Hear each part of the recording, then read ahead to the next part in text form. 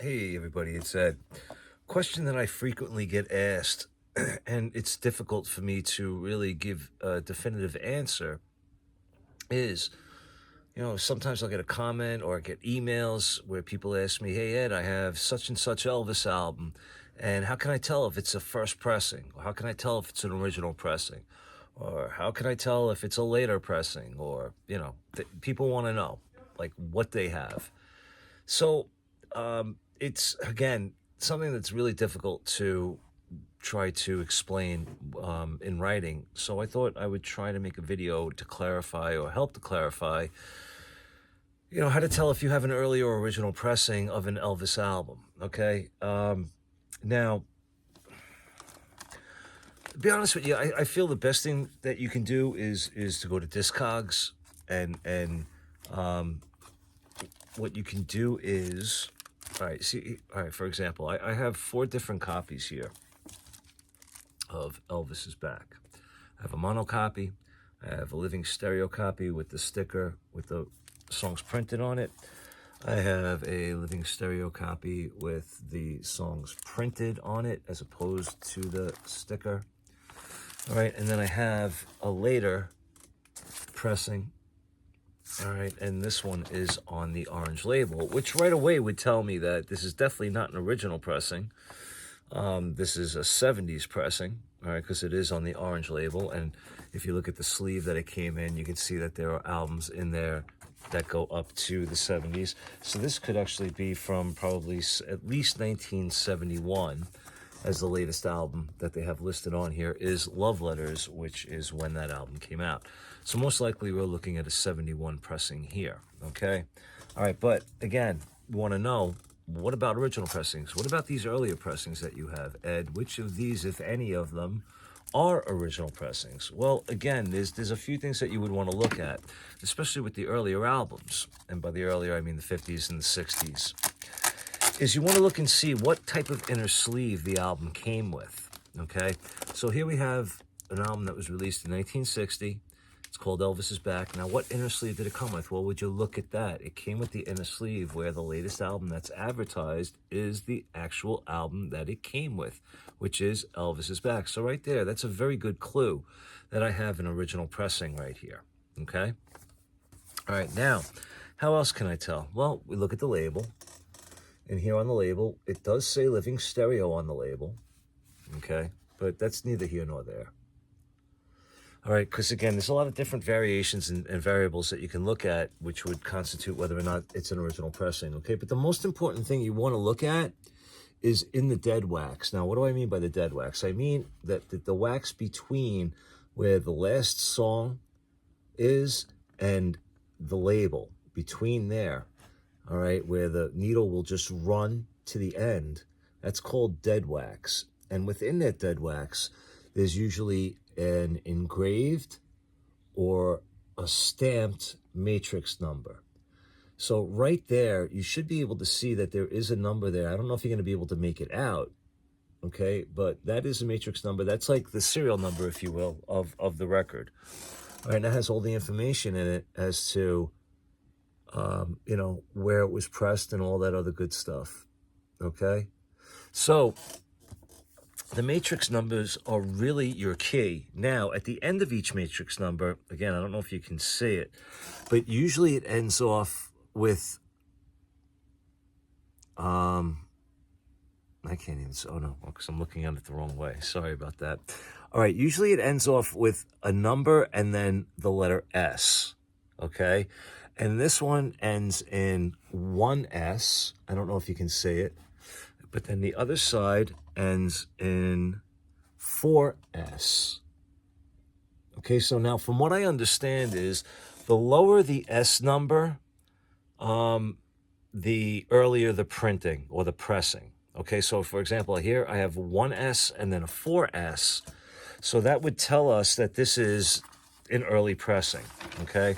So let's look at the next living stereo one. So here we have another living stereo. All right, but we're going to see that it comes in a different inner sleeve, and this inner sleeve looks like it goes up to Gold Records Volume 4 which, if I remember correctly, I believe was 1968 that was released.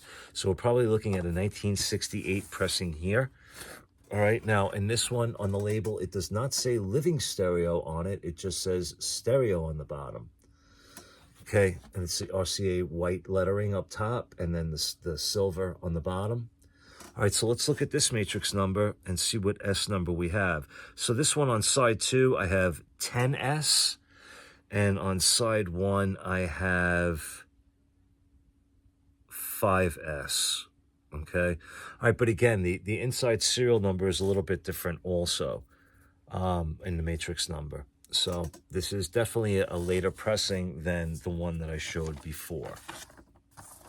Okay, but exactly what year, I couldn't tell you, although I think it does say in here, I believe this is probably, well, it says 67, but I don't know if that has to do with the year, because then on this side it says 68, so 1968.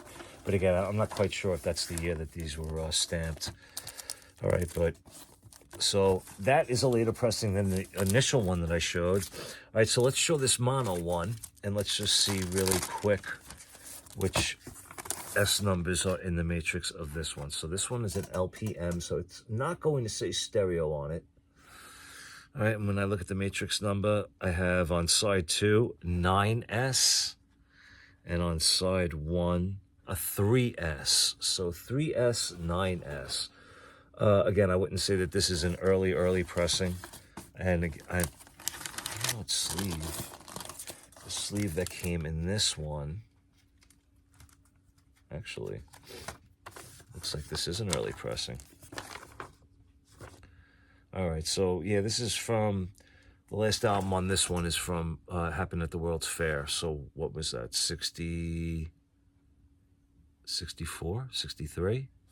Not exactly sure. All right, so again, this is a 60s pressing.